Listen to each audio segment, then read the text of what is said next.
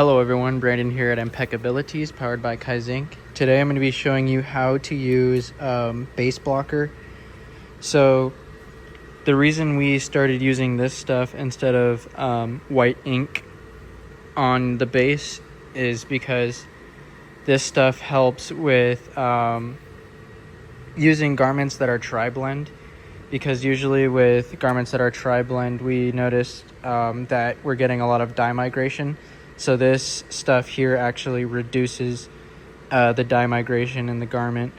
So yeah, you would have your base here, and that gray colored ink would be in here.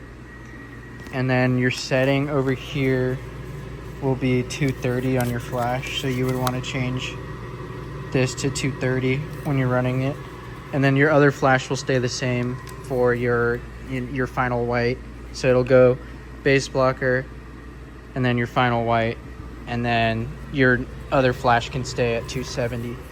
And then also you're going to want to have 2 strokes on the base blocker. So you'll have 2 strokes. And then we noticed that it cures at our standard 800. We don't have it set there right now, but 800, 8.5 is where it will cure. So yeah, that is your settings and how you will use your base blocker. And in the next video, we will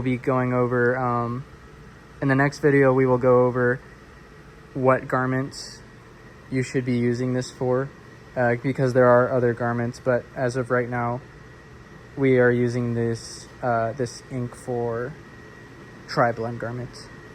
Thank you.